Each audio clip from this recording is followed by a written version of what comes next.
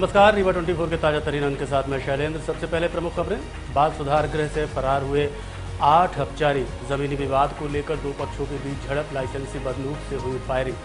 आम आदमी पार्टी द्वारा प्लास्टिक के चावलों को लेकर कलेक्ट्रेट का किया गया घेराव और 23 जुलाई से रीवा वासियों को उपलब्ध हो जाएगा स्पोर्ट्स कॉम्प्लेक्स। फुटबॉल टूर्नामेंट से होगी शुरुआत। इन खबरों सहित अन्य खबरें देखते हैं विस्तार से।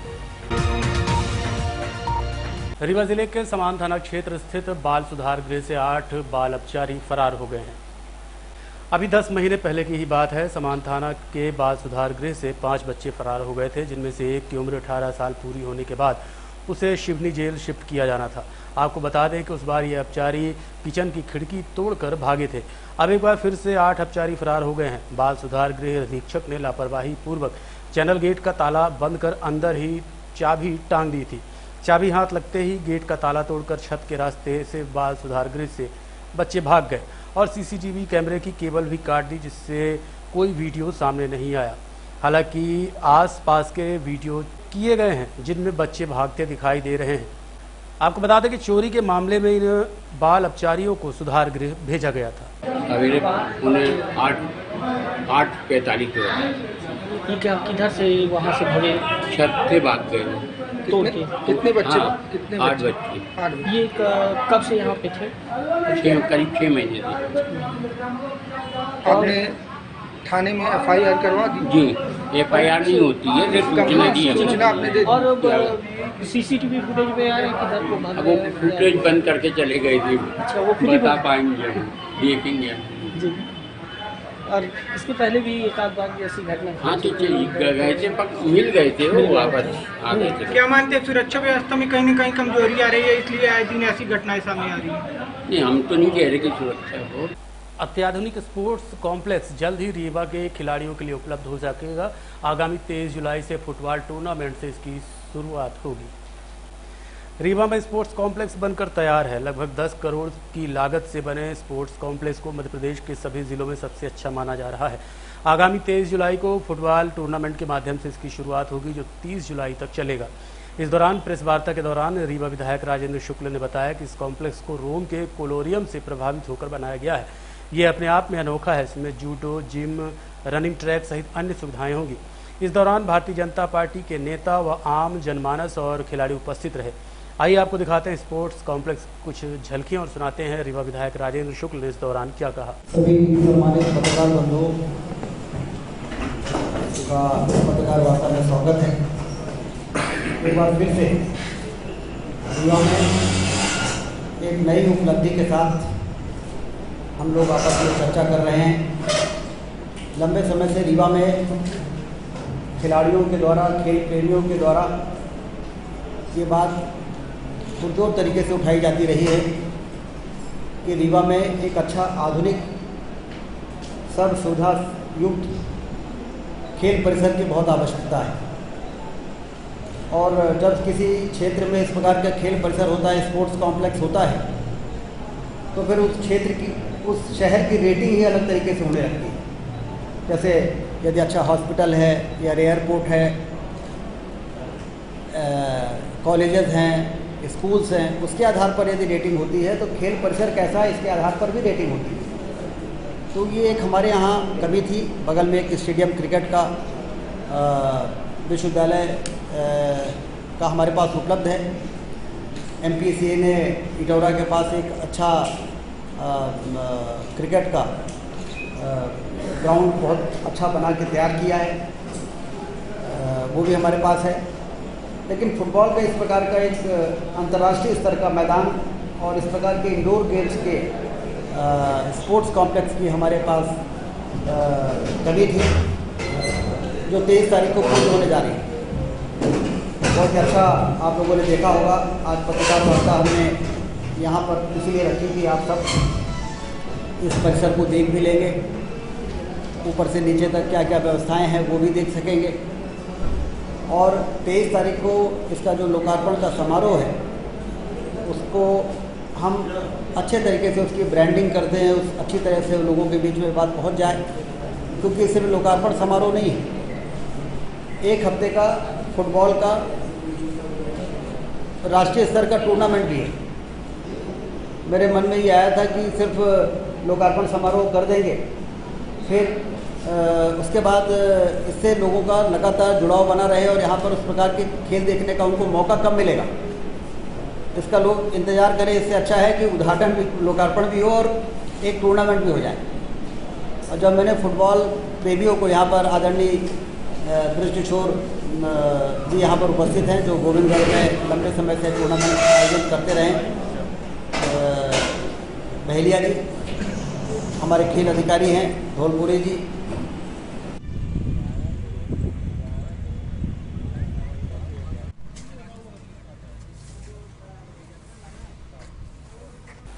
अमैया थाना अंतर्गत सिरमौर चौराहे में खुलेआम एक युवक पर अज्ञात ऑटो चालक ने रॉड से हमला कर दिया, जिससे युवक बुरी तरह जख्मी हो गया और घंटों तड़पता पड़ा रहा।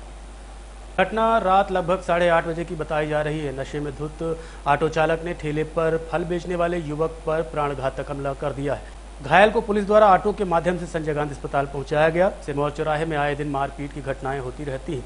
शराबी खुलेआम सड़क पर बैठकर जाम से जाम टकराते देखे जाते हैं, लेकिन पुलिस की निष्क्रियता से आम जन असुरक्षित महसूस कर रहा है। हालांकि इस समय सिरमौर चौराहे में बन रहे फ्लाईओवर के निर्माण के कारण भी वहां व्यवस्थाएं फैली हुई हैं, लेकिन पीछे ठेला लगाने व्यापारी नहीं जाते और सड़क पर ही ठेले लगाते हैं। वहीं ऑटो वाले भी पुलिस से परेशान रहते हैं और अपना फ्रस्ट्रेशन कहीं और निकाल देते हैं। क्या घटना हुई है यहाँ पर? यहाँ एक ऑटो वाले ने इनको 2 रॉड मार दिया है और नशे में था और तो तब इनके सर से खून निकल रहा है बहुत जोर से। नहीं, तो नशे में कौन था ये? नहीं, वो ऑटो वाला नशे में था। हाँ, दोनों लड़ रहे थे उधर से ही गाय से मारे? और रॉड से। वो अपने ऑटो से पीछे से रॉड निकाला और 2 रॉड इनको मारा है। कितने की संख्या में थे वो लोग? क्या हुआ? क्या लोग थे? एक ही लोग था, अकेला था वो। अकेला था वो? हाँ, अकेला। अभी क्या स्थिति है उसके ठेले वाले की? अभी वो बहुत उसकी नाजुक, पानी की तरह उसका खून निकल रहा है सर से। अगर एम्बुलेंस नहीं आई टाइम से तो उसकी डेथ भी हो सकती है। अभी पुलिस आई कि नहीं आई? अभी कोई नहीं है। मैंने कॉल किया है एम्बुलेंस और पुलिस को तो कॉल ही नहीं लग रहा। 100 नंबर में नहीं लग रहा फोन? नहीं, 100 नंबर भी नहीं लग रहा। एम्बुलेंस में बोली आ रही आधे घंटे हो गए। कितने बजे घटना है? अभी कम से कम आधे घंटे समझ लीजिए। कौन सा चौराहा है ये? सिरमौर चौराहा। आपने देखा है मार्केट? हाँ, कितने बजे घटना हुआ? टाइम कितने बजे की है? आधे घंटे पहले की टाइम। आधे घंटे पहले। ऑटो वाला कहाँ भाग गया क्या? हाँ, वो मारने के बाद तुरंत उधर साइड से भाग गया, वो जो PWD की बिल्डिंग है उधर। जमीनी विवाद को लेकर 2 पक्षों के बीच झड़प हो गई, जिसके बाद लाइसेंसी बंदूक से फायरिंग करने का मामला प्रकाश में आया है। जमीनी विवाद को लेकर मंगलवार को 2 पक्षों के बीच हिंसक झड़प हो गई। एक पक्ष ने लाइसेंसी बंदूक से फायर कर दिया, जिस पर गोली भी एक व्यक्ति को लगी है। दूसरे पक्ष ने फिर हमला कर दिया। दोनों पक्षों के बीच हुई इस घटना में कई लोग घायल हुए हैं, जिन्हें इलाज के लिए अस्पताल लाया गया है। घटना चाक घाट थाने के पूर्वा मनीराम गांव की बताई जा रही है। गांव के तीरथ प्रसाद पयासी का रमेश चंद्र मिश्रा से जमीनी विवाद चलता है। प्रकरण न्यायालय में विचाराधीन है। मंगलवार को तीरथ प्रसाद पयासी, मनीष प्रसाद पयासी खेतों की जुताई करने के लिए गए थे। इस दौरान रमेश चंद्र मिश्रा का परिवार वहां पहुंच गया, जो उनको खेतों की जुताई करने से रोकने लगा। इसके बाद दोनों पक्षों के बीच जमकर विवाद हुआ। तीरथ घर जाकर लाइसेंसी बंदूक ले आया और फायर कर दिया। गोली रमेश चंद्र मिश्रा को लगी, जिससे वो घायल हो गए। इस दौरान तीरथ व मनीष सहित अन्य लोगों ने एक दूसरे के ऊपर लाठी और डंडे से मारपीट की। घटना बस वही जो है, मतलब हम गए अपना खेत जोतने, ट्रैक्टर लेके। अपना एक भाई हमारा था जीत नारायण, और मैं अपनी बुलेट से गया, और ये पहले से जुतवा लिया था, पेड़ कटवा लिया था, क्योंकि उसकी ज़मीन ज़्यादा, हमारी थोड़ी सी ज़मीन है वहाँ पर। वो दमंगई बस जो है वो सोचा कि अब इनका, अब हम लोग जाते भी नहीं थे क्योंकि हमारे घर से 7 किलोमीटर दूर है। वो भाई हमने कहा गलत किया, हमारा पेड़ कटवा लिया और जो है क्यों झूठ बोल लिया। तो उसमें जो है फिर हमने कहा हमको बात बता देते हो, लकड़ी का पैसा है। साहब ने पुलिस थाने में भी, चाक घाट में भी रिपोर्ट किया है कि हमारा लकड़ी का पैसा दिया जाए। झगड़ा से एक दिन पहले इंतखाब वगैरह लगा के एक एप्लीकेशन दिया है, उसका रिसीव भी हुई है। तो गोली कैसे चली? गोली फिर कल जब गए हम वहाँ 4-5 बजे, तो वहाँ पर वो उसका लड़का मिला, वही रईस मोटरसाइकिल से। तो वो बोला कि अरे हो गया, तो आपके घर से कोई बोला था पेड़ कटवा लो। का कौन बोला था? अरे क्यों बोलेगा कि हमारा पेड़ कटवा लो? झूठ बोल रहा था। बोला सोचा मारेगे, डर रहा था। हमने कहा कि नहीं, ऐसा नहीं है, किसी के संपत्ति में ऐसे नहीं हाथ लगा सकते। गोली किसने मारी आपको? वही रईस मार दिया। कहाँ चोट लगी आपको? अंडकोश। तो ये गिरफ्तार हुआ कि नहीं हुआ अभी तक? नहीं, फरार है। और उनके साइड से मारपीट दोनों तरफ से हुई थी क्या? हाँ, पहले लाठी उठी चली है, गाली गलौज हुआ है। कितने लोग, कौन कौन घायल हुआ है आप लोग साइड से मिले? हम अकेले हुए हैं, 2 भाई तो थे ही हम। हमारा एक भाई ट्रैक्टर चला रहा था। आपके भाई क्या नाम है? उदित नारायण। वो भी घायल हुआ? नहीं, वो नहीं। कब की घटना है ये? कल शाम? कल 5। थाना कौन सा लगता है? 4। आप लोग वहीं के निवासी, कौन से गांव के? हम तो बीही के हैं। बिही। और ये जो मैटर है वो मझगवा मचगमा का है। वहाँ थाना कौन सा लगे? क्या का? वही चाके घर अमरियापुरवा, मतलब वो है। आम आदमी पार्टी द्वारा चावल आंदोलन के अंतर्गत कलेक्ट्रेट का घेराव किया गया। गरीब के जीवन को बचाने आम आदमी पार्टी का चावल आंदोलन कलेक्ट्रेट कार्यालय का घेराव कर रहा है और ज्ञापन सौंपा है। आम आदमी पार्टी के जिला अध्यक्ष दीपक सिंह के द्वारा आरोप लगाते हुए बताया गया कि निपनिया वार्ड क्रमांक 2 के शासकीय राशन दुकान में गरीबों को वितरित किया जा रहा चावल मिलावटी है, जिससे जीवन पर खतरा बन सकता है। उन्होंने उदाहरण स्वरूप देते हुए बताया कि प्लास्टिक में पानी डाला चावल नहीं बैठा, ऊपर तैरता रहा। तो उन्होंने बताया कि ये मिलावटी चावल है, जिससे आम आदमी खाने के बाद आंतों में चिपक सकता है, उन्हें पथरी और कैंसर जैसी गंभीर बीमारियां हो सकती है। वहीं इस संबंध में जब अधिकारियों से बात की गई तो उन्होंने बताया कि ये पोषण युक्त चावल है, इसमें फोलिक एसिड, विटामिन और आयरन आदि होते हैं जो लोगों के लिए फ़ायदेमंद हैं। और सिर्फ ये आम आदमी पार्टी के लोग की बात नहीं है, आज ये गरीब की सांस को बचाने के लिए, गरीब की ज़िंदगी को बचाने के लिए आम आदमी पार्टी के हम सब साथीगण, साथ में गरीब भाई जो कोटे में इस तरह का चावल 5 किलो वितरित हो रहा है, 5 किलो गेहूं वितरित हो रहा है। गेहूं तो कम कर दिया है। भाजपा सरकार एक तरफ जहां वादा करती है कि हम 5 किलो गेहूं, 5 किलो चावल, ST, SC, OBC और गरीब भाइयों की वोट भुनाने का जो काम चल रहा है, मैं उनको बताना चाहता हूं कि क्या अंबानी अडानी ने चंदा देना बंद कर दिया है? यदि अंबानी अडानी ने चंदा देना बंद कर दिया है तो क्या आप मौत के सौदागर बन जाओगे? क्या गरीब भाइयों की जान की कोई कीमत नहीं है? क्या कोटे में इस तरह का चावल मिलेगा कि जो पानी में तैरता हुआ मिले? जो पानी में तैरता, आपको बता देता हूं कि पानी के ऊपर या तो लकड़ी तैरती है या तो प्लास्टिक तैरता है। पानी के अंदर कभी भी आप चावल डालेंगे तो वो चावल नीचे जाके ठहरता है। ये निपनिया वार्ड क्रमांक 2 के कोटे का चावल है। इसी तरह का करैया मैदानी, ये पूरे रीवा जिले में जहर बांटा जा रहा है। और आम आदमी पार्टी के लोग जब तक इस जहर को अमृत में नहीं परिवर्तित कर लेंगे, तब तक शिवराज सिंह चौहान और जिला कार्यालय की ईंट से ईंट बजा देंगे। लगता है क्या है ये चावल? ये चावल प्लास्टिक की तरह पहले दिखता है, उसके बाद जब इसको पानी में डाला जाता है ये अपने आप घुल जाता है। एक आप देखते होंगे गोंद लेई, जो आप देखते हैं लेई की तरह चिपकता है। आपको पता है कि ये आंत में जाएगा तो सीधे चिपकेगा और आंत में तो ये प्लास्टिक का चावल बोला जा रहा है, ये बल्कि प्लास्टिक का चावल नहीं है, पोषण युक्त चावल है। इसमें आयरन, फोलिक एसिड और विटामिन C के तत्व मिलाए गए हैं। ये प्लास्टिक की तरह दिखाई देता है, परंतु इसको पोषक तत्वों के एक प्रोसेस से बनाया गया है ताकि महिला और बच्चों में, छोटे बच्चों में खून की कमी, विटामिन की कमी, आयरन की कमी होती है, वो दूर की जा सके। तो ये जो भ्रांति फैलाई जा रही प्लास्टिक का चावल है, इसको दूर करना चाहिए। आप लोगों के भी माध्यम से संदेश पहुंचना चाहिए कि ये बल्कि ज़्यादा लाभदायक चावल है। इससे महिला और बच्चों में पोषण की कमी को दूर किया जाएगा। क्षेत्र में बढ़ते भ्रष्टाचार एवं पनपते अपराध के विरुद्ध जिला पंचायत रीवा वार्ड 2 की सदस्य पूर्णिमा तिवारी तहसील कार्यालय के सामने 25 जुलाई को सत्याग्रह करेंगे। इस बात की जानकारी उन्होंने पत्रकार वार्ता करते हुए दी। भारतीय जनता पार्टी के राज में भ्रष्टाचार, कुशासन, बेरोजगारी, महंगाई, मतलब ऐसी कोई भी समस्याएं मतलब नहीं है जनमानस जिससे एक एक व्यक्ति प्रभावित नहीं है। हर व्यक्ति इन समस्याओं से प्रभावित है कहीं ना कहीं। और बात करें सिरमौर विधानसभा की, तो हमने अपने जो मांग पत्र है उसमें बिंदुवार एक एक चीज़ उसमें दर्शाई है कि जो हमारे क्षेत्र की समस्याएं हैं। सबसे पहले तो हमारा जो क्षेत्र है सिरमौर विधानसभा, उसमें जवा विकास खंड आता है। तो जवा विकास खंड आज से जब 18 वर्ष पहले कांग्रेस का शासन हुआ करता था, उस समय भी लोगों ने वहाँ पर नगर परिषद की मांग की थी और उसका प्रस्ताव भी भेजा गया था। लेकिन किन्हीं कारणों से जवा नगर परिषद आज तक बन नहीं पाई है। और उसके लिए पूरी तरह से मैं मानती हूँ कि जो भी हमारे क्षेत्रीय विधायक रहे हैं आज तक, उन्होंने उसके लिए कोई काम नहीं करा। और यह सबसे बड़ा मुख्य मुद्दा इसलिए है क्योंकि पूरे तराई अंचल के लोगों का आवागमन या उनका जो भी काम होता है वो जवा से ही होता है। जवा जनपद भी है, एसडीएम के भी बैठने की व्यवस्था वहीं है, लेकिन एसडीएम साहब वहाँ पर हफ्ते में सिर्फ एक दिन बैठते हैं।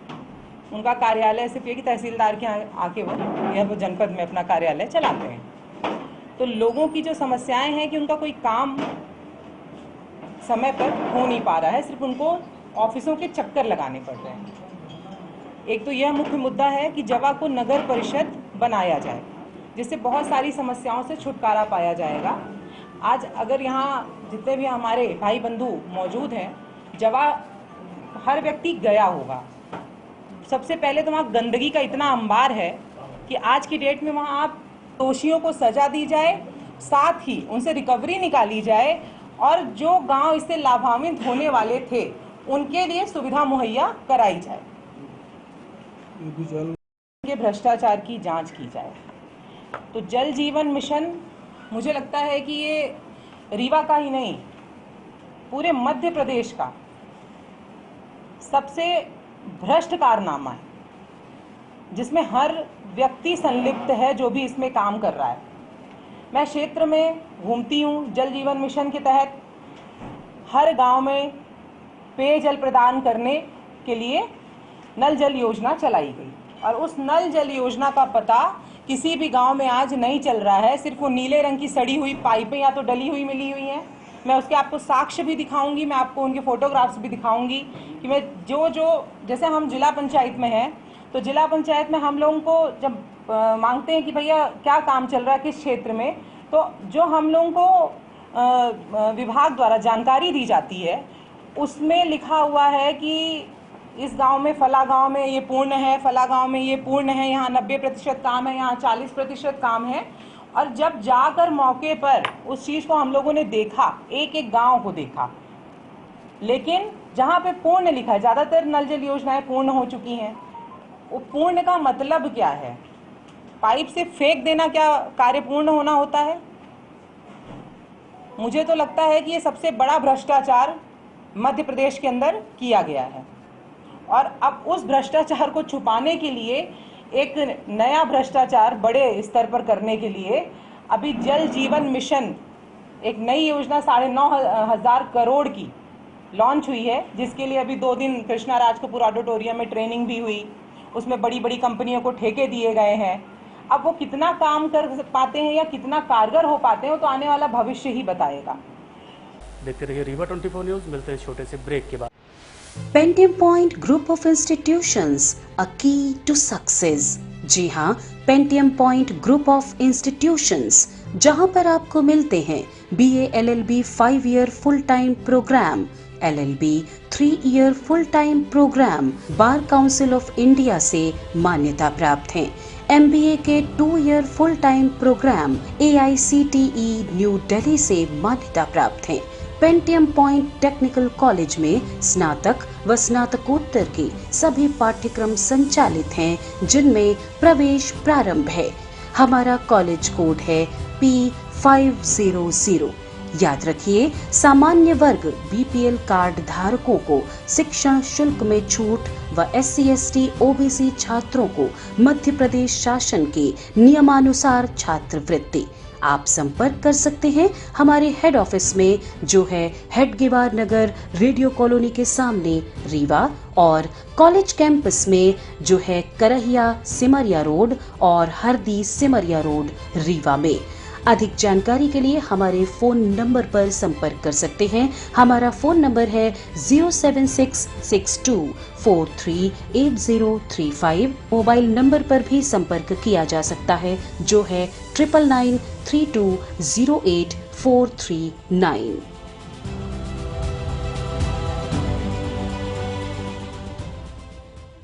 वार्ड क्रमांक 3 में सड़क और नाली निर्माण का भूमि पूजन किया गया।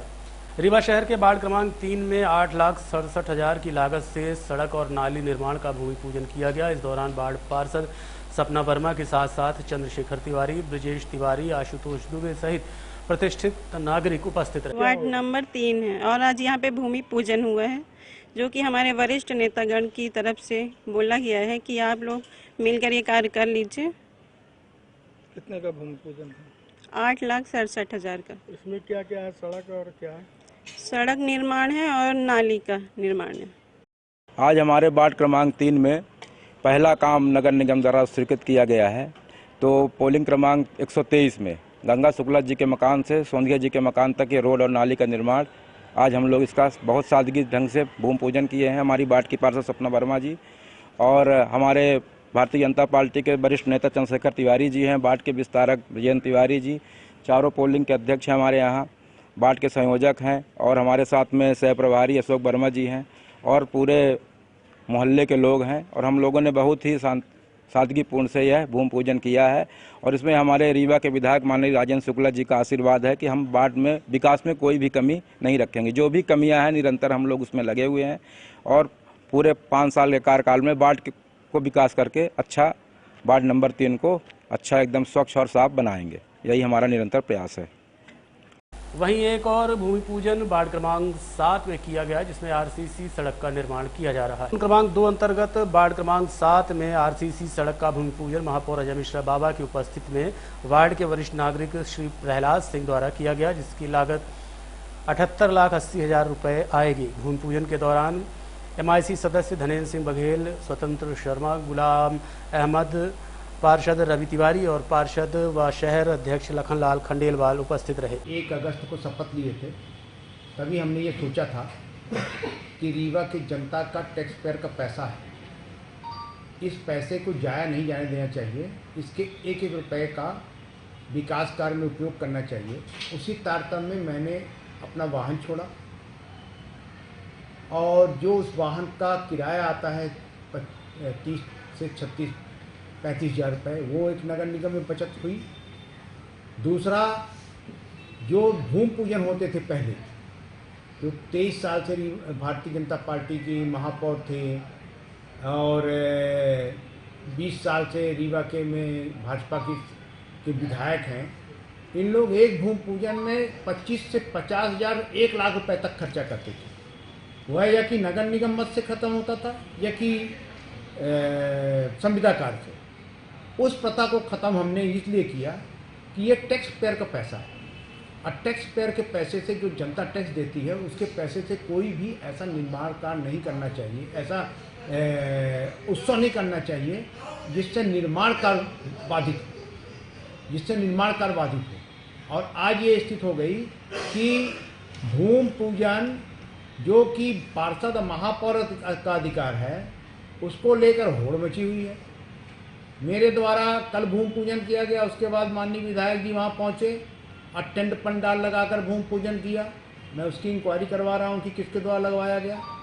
जब नगर निगम के द्वारा ये प्रथा ख़त्म कर दी गई है और 27 रुपये का खर्चा, 5-6 रुपये के नारियल और 2 रुपये की अगरबत्ती में काम चल रहा है, तो फिर 27,000 रुपये खर्चा कैसे होगा। आज वार्ड क्रमांक 7 में एक जो सीवरेज से डैमेज सड़कें थी, जो हम लोगों ने अपने संकल्प पत्र में लिया था कि सीवरेज से डैमेज सड़कों को रिपेयर कराएंगे। देखते रहिए रीवा 24 न्यूज़। मिलते हैं छोटे से ब्रेक के बाद। हड्डी जोड़ एवं रीढ़ रोग तथा स्त्री रोग एवं प्रसूति रोग का इलाज एक ही छत के नीचे। विघ्नहर्ता hospital and trauma centre, hotel landmark के पास, रतहरा, रीवा। डॉक्टर संतोष सोनी, पूर्व चिकित्सक, बॉम्बे हॉस्पिटल, मुंबई। हड्डी जोड़ एवं रीढ़ रोग विशेषज्ञ, छोटे चीरे एवं दूरबीन विधि द्वारा हाथ तथा पैर की हड्डियों का ऑपरेशन। गठियाबात, जटिल एवं बिगड़े हुए फ्रैक्चर का बेहतर इलाज करते हैं डॉक्टर संतोष सोनी। विघ्नहर्ता हॉस्पिटल ट्रॉमा सेंटर में ही स्त्री एवं प्रसूत रोग विशेषज्ञ डॉक्टर शैलजा सोनी भी उपलब्ध हैं, जिनकी देखरेख में नॉर्मल डिलीवरी, सिजेरियन ऑपरेशन एवं बच्चेदानी से संबंधित ऑपरेशन की बेहतर सुविधा। संतानहीन दंपत्ति तत्काल संपर्क करें। विघ्नहर्ता hospital and trauma centre, hotel landmark के पास, रतहरा, रीवा। सुविधाजनक एवं सफल इलाज हेतु आज ही संपर्क करें विघ्नहर्ता hospital and trauma centre, hotel landmark के पास, रतहरा, रीवा। मोबाइल नंबर 7828781983 अथवा 8462956774 पर।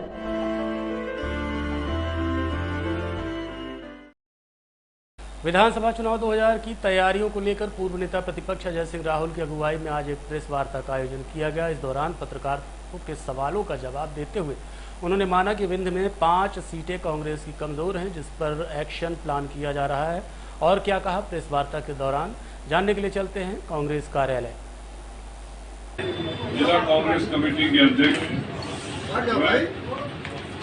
आदरणीय राजेश शर्मा जी, आदरणीय जी, महापौर आदरणीय श्री बाबा मिश्रा जी, यहाँ पर उपस्थित सभी सम्मानित वरिष्ठ, आप सबसे अनुरोध सिर्फ एक ही बिंदु पर मेरा था, जिसके लिए मैंने आदमी अध्यक्ष महोदय से अनुरोध किया था कि आप सबसे सीमित चर्चा के लिए 8 अगस्त को आदमी राहुल गांधी जी का कार्यक्रम रीवा शहडोल संभाग दोनों को मिलाकर व्यवहारी में प्रस्तावित है और उस कार्यक्रम को आप सबके माध्यम से प्रचार प्रसार हो जाए और ज्यादा से ज्यादा संख्या में लोग उपस्थित हो, उसके लिए आपसे चर्चा करनी थी। उसके अलावा परसों के कार्यक्रम में ग्वालियर में प्रियंका जी आ रही हैं, भ्रष्टाचार और महंगाई के खिलाफ संवाद में, और उसके तुरंत बाद राहुल गांधी जी का प्रोग्राम है। इतनी बात आपसे करनी थी। आज के अंक में इतना ही। देखते रहिए रीवा 24 न्यूज। नमस्कार।